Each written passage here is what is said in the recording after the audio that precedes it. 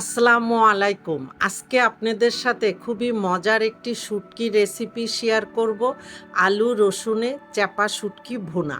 আশা করি আপনাদের কাছে ভিডিওটি বেশ ভালো লাগবে। শুটকি ভুনা তৈরি করার জন্য প্রথমে এখানে আমি 6 থেকে 7টি পুঁটি চাপা শুটকি নিয়ে খুব ভালো মতো ক্লিন করে নিয়েছি। আর এই প্রসেসটি এই কারণে দেখাইনি, এর আগেও আমি এই পুঁটি চাপা শুটকির ভর্তার রেসিপি শেয়ার করেছি, সেখানেও দেখানো হয়েছে কিভাবে ক্লিন করতে হয়, তাই আজকে দেখাইনি, ভিডিওটি বড় হয়ে যাবে। আপনারা চাইলে আমার চ্যানেলে ঘুরে আসতে পারেন, আরও অনেক অনেক মজার রেসিপি পেয়ে যাবেন। এবার মূল রেসিপিতে চলে যাচ্ছি। এই জন্য চুলায় একটি প্যান বসিয়ে হাফ কাপ রান্নার তেল দিয়ে গরম করে নিব। তেল গরম হয়ে গেলে এখানে 1 চিমটি পরিমাণে লবণ দিয়ে এখানে দিয়ে দিব মিডিয়াম সাইজের একটি আলু। আমি এইভাবে কুচিয়ে নিয়ে তেলের মধ্যে দিয়ে হালকা গোল্ডেন কালার করে ভেজে নেব। আলুগুলি ভাজা হয়ে গিয়েছে। এখন এই আলুগুলি তেলের থেকে তুলে একটি বাটিতে রেখে দিয়ে ওই একই তেলের মধ্যে 2 কাপ পেঁয়াজ কুচি এবং 1 কাপ রসুন কুচি দিয়ে চুলার হিট মিডিয়ামে রেখে পেঁয়াজ রসুন ভাজতে ভাজতে যখন হালকা গোল্ডেন কালার হয়ে পেঁয়াজ রসুন নরম হয়ে আসবে, ঠিক এই পর্যন্ত ভাজতে হবে। পেঁয়াজ রসুনের কালারটা চেঞ্জ হয়ে পেঁয়াজ রসুন সফট হয়ে গিয়েছে।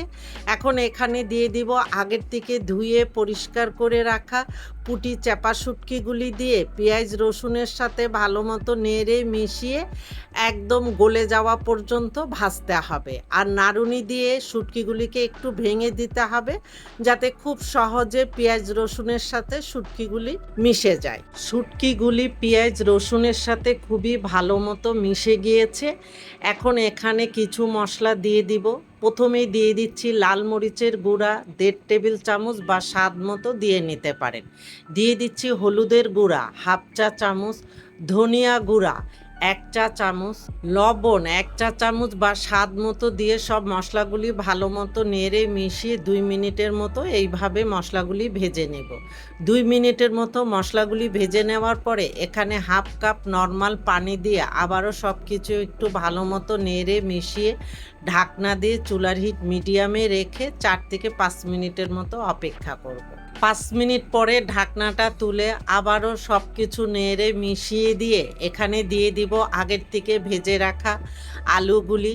দিয়ে দিচ্ছি 1/3 কাপ দেশি রসুন এবং স্বাদ মতো কিছু কাঁচামরিচ দিয়ে সব কিছু ভালো মতো নেড়ে মিশিয়ে নিতে হবে। আর এই পর্যায়ে লবণটা টেস্ট করে দেখবেন, প্রয়োজন হলে এখানে কিছুটা লবণ অ্যাড করবেন। আর শুটকি রান্নায় একটু ঝাল হলে শুটকিটা খেতে খুবই ভালো লাগে।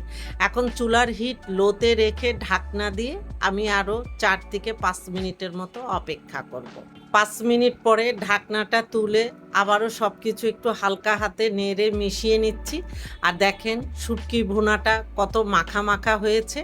এখন এই পুঁটি চাপা শুটকি ভুনা গরম গরম ভাতের সাথে পরিবেশনের জন্য একদম রেডি। আশা করি ভিডিওটি আপনাদের কাছে ভালো লেগেছে। এতক্ষণ আমার সাথে থাকার জন্য আপনাদের অনেক ধন্যবাদ। আপনারা ভালো থাকবেন, আমাদের জন্য দোয়া করবেন। আল্লাহ হাফেজ।